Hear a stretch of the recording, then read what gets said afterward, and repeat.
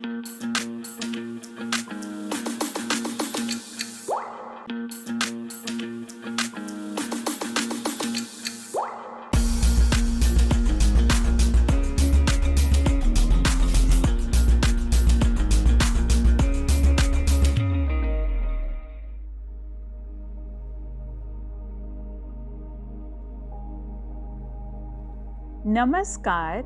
जय सीताराम जी। यदि कोई आपसे पूछे कि आप कौन हैं, तो निस्संदेह आपका पहला उत्तर होगा कि हम ईश्वर की सर्वोत्तम अद्भुत कलाकृति मानव हैं। निश्चित रूप से हम मानव हैं एवं मानव रूप में हमारा यह जीवन सभी जन्मों में श्रेष्ठ, महत्वपूर्ण व दुर्लभ तथा मोक्ष का द्वार है। आओ जाने कैसे।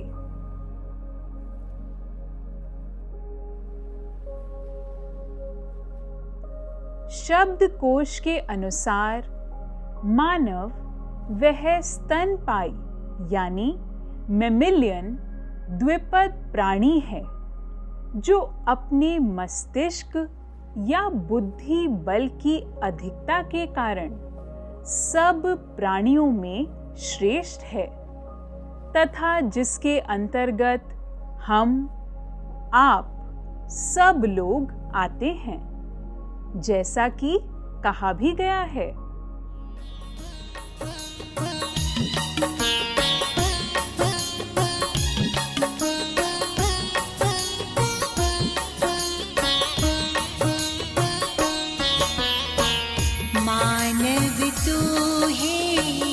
परमेश्वर की सर्वश्रेष्ठ कृति,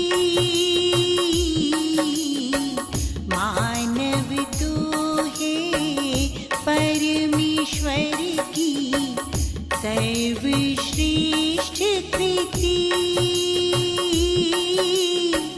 क्योंकि उसमें होती है विशेष विवेक बुद्धि। सज्जन जी, विशेष विवेक बुद्धि।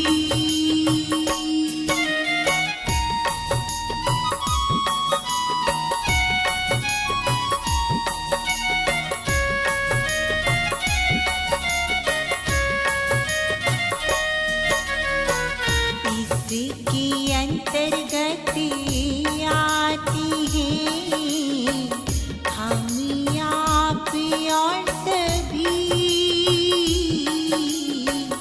इसके अंतर्गत आती है हम आप और सभी।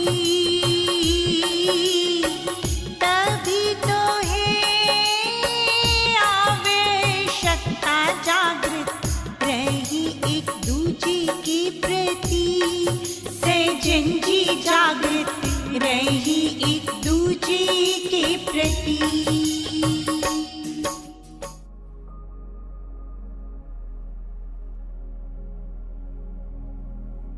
यदि गौर से देखा जाए तो हमारा यह मानव रूप चैतन्य शक्ति, आत्मा और पंच तत्व युक्त विनाशशील जड़ शरीर का समन्वय है।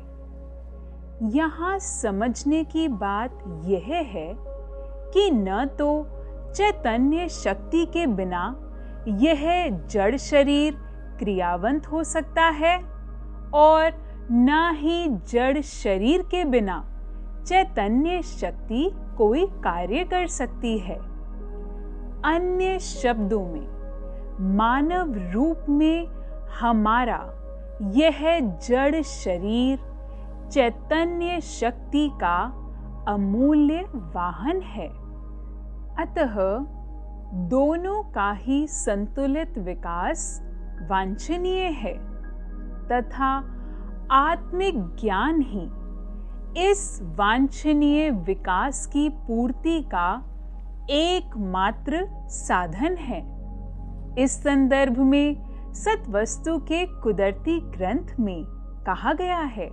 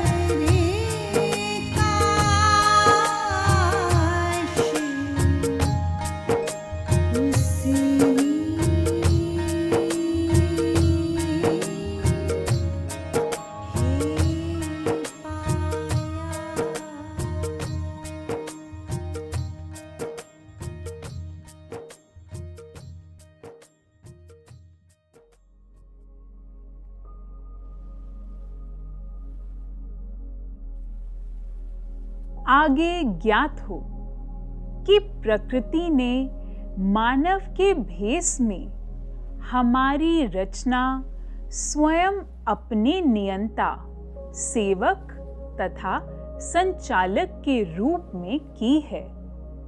हम में प्रकृति के प्रत्येक पदार्थ के गुण, दोष, कर्म तथा स्वभाव को जानने की तथा उसको सर्वहित के निमित्त प्रयोग करने की क्षमता है।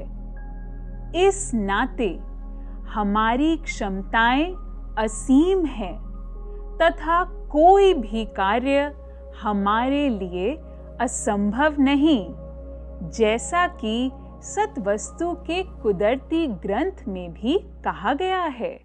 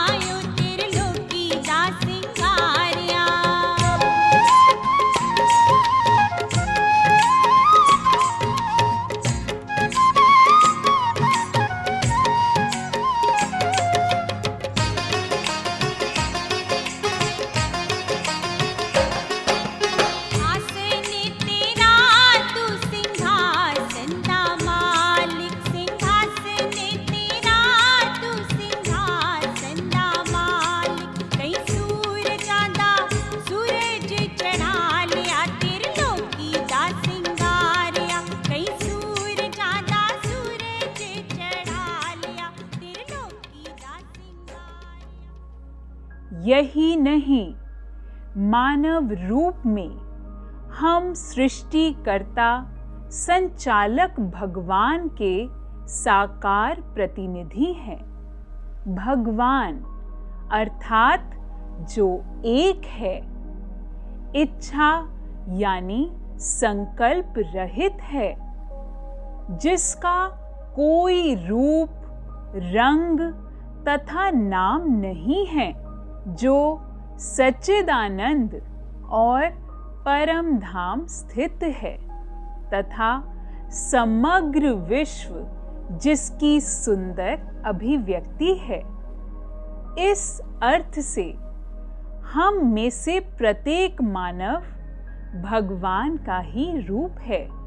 इस आधार पर भगवान, जो कि सब शक्तियों के भंडार हैं, वह ही इस मानव देह में स्थित होकर अपनी ब्रह्म सत्ता के माध्यम से लोक कल्याणार्थ अनेक लीलाएं कर रहे हैं और कह रहे हैं, हम हैं कलाधारी, हम हैं खेल खिलाड़ी, हम हैं लीलाधारी, कुल सगली जोत हमारी, कुल सगली जोत हमारी, कुल सगली जोत हमारी।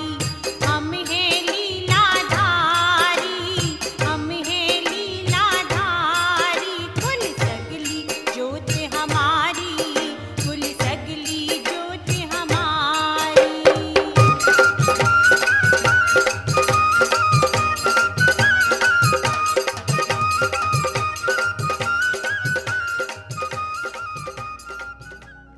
स्मरण रहे, जिस मानव शरीर में स्थित होकर परमात्मा आप नाना प्रकार की क्रीड़ाएं कर रहे हैं, उसे 9 द्वारों वाली देवपुरी यानी देवालय कहा जाता है। इस देवालय में सोने का एक ज्योति स्वरूप एवं प्रकाशमय परिपूर्ण रमणीय मस्तिष्क है, जो मानव के समस्त प्राणियों में विशिष्ट, विवेकशील व बुद्धिमान होने का परिचायक है।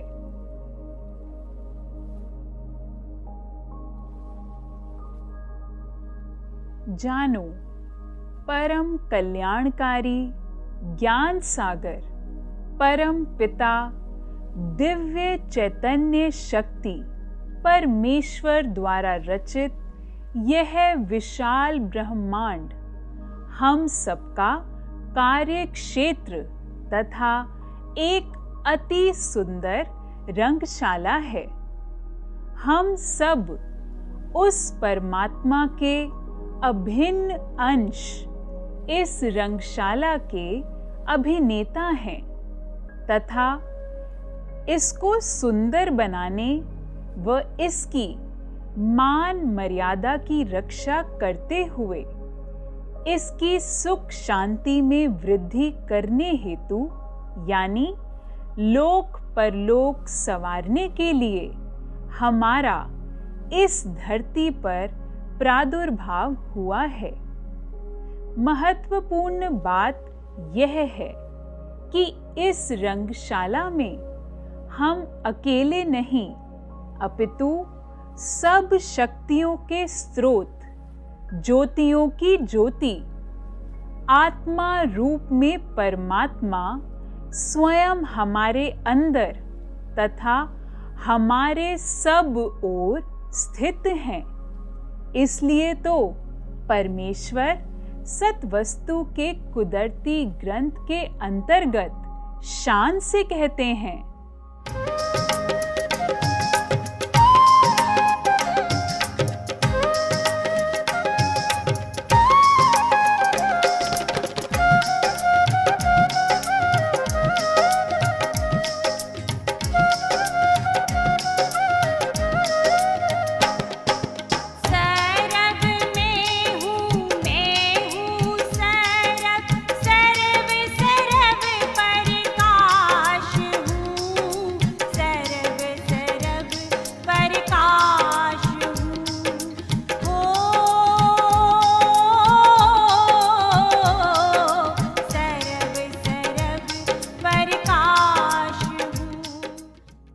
इसी निष्ठा व विश्वास के साथ हमें अपना ख्याल ध्यानवल व ध्यान आत्म प्रकाशवल जोड़े रखते हुए अपना अभिनय यानी जीवन का हर कार्य निष्कामता व निर्भयता से सिद्ध करने के योग्य बनना है।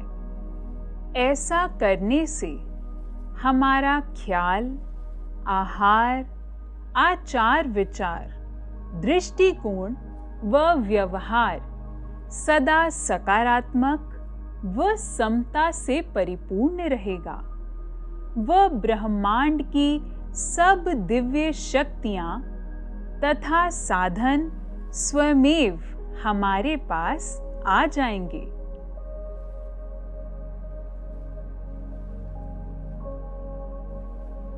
सम, संतोष, धैर्य जैसे ईश्वरीय गुण अपनाकर सत्य धर्म के निष्काम रास्ते पर चलना व परमात्म तत्व को प्राप्त कर अपना उद्धार करना हमारा स्वधर्म है।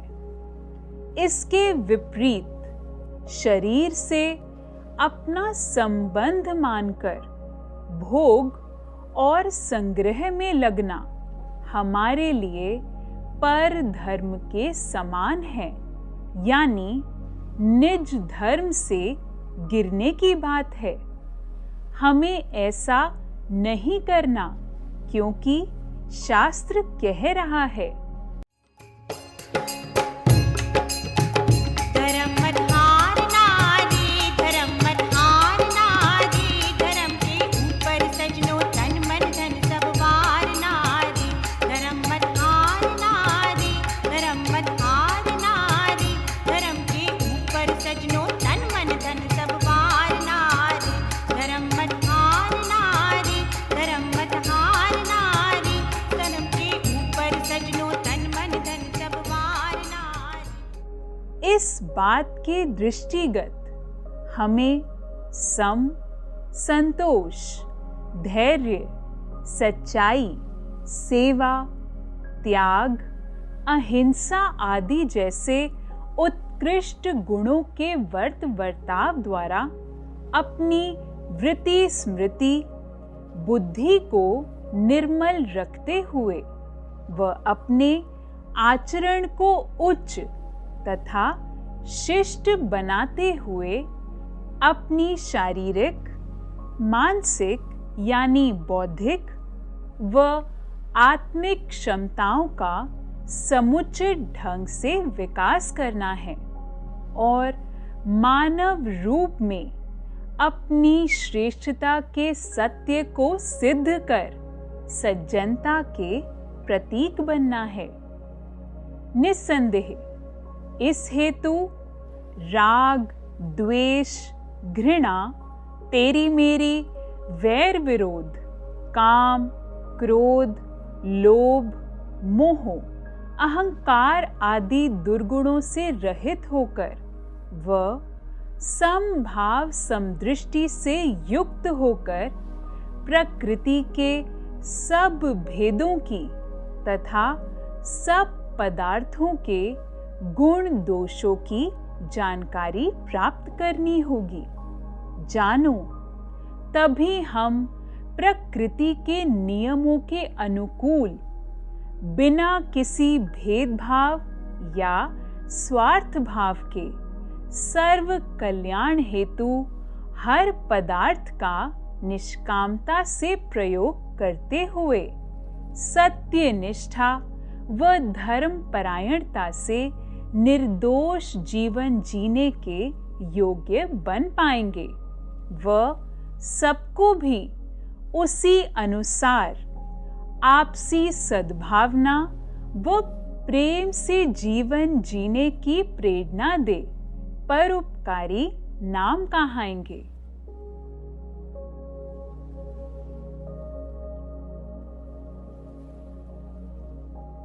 अंत में हम तो यही कहेंगे कि समस्याएं, कठिनाइयां तथा असफलताएं परीक्षा के रूप में आपकी दृढ़ता, धीरता व क्षमताओं का विकास करने के लिए मार्ग में अनिवार्य रूप से आएंगी, परंतु उनसे घबराकर या निराश होकर या जीवन के प्रति नकारात्मक रवैया अपनाकर हाथ पर हाथ रखकर नहीं बैठ जाना या फिर अर्थहीन जीवन जीते हुए भाग्य या भगवान को दोष मत देना। इसके स्थान पर वीर मानवों की भांति अदृष्ट ईश्वरीय शक्ति के विधान पर सुदृढ़ विश्वास रखते हुए प्रभु के हर हुक्म की पालना हंसकर सहज भाव से करना। इस तरह जीवन के प्रति सकारात्मक दृष्टिकोण अपनाकर मार्ग में अवरोध उत्पन्न करने वाली हर बाधा या परिस्थिति का सामना विचार शब्द को अंग संग रखते हुए साहस, शूरता व धीरता से करना और सच्ची लगन, एकाग्रता व शांति शक्ति के बलबूते पर इन तमाम समस्याओं, कठिनाइयों तथा असफलताओं पर विजय प्राप्त कर लेना और सत्यनिष्ठ व धर्मपरायण मानव कहलाना। याद रखो, यदि ऐसा कर लिया तो न केवल सुख दुख, जन्म मरण, रोग सोग, खुशी गमी, मान अपमान, अमीरी गरीबी आदि में अपने चैतन्य स्वरूप में समरस स्थिर बने रहने की क्षमता धार सकोगे, अपितु अमरता की प्रतीति कर मौत के भय से भी मुक्त हो जाओगे। यह होगा तमाम दुखों, कष्टों, क्लेशों, तापों संतापों व जन्म मरण के चक्कर से छुटकारा पा अपने जीवन का अर्थ सिद्ध कर लेना, यानी अमर पद प्राप्त कर मोक्ष प्राप्त कर लेना। इस अमर पद यानी मोक्ष की प्राप्ति हेतु आत्म स्वरूप की पहचान कैसे करनी है, उसके विषय में हम अगली कक्षा में बात करेंगे। नमस्कार। जय सीताराम जी।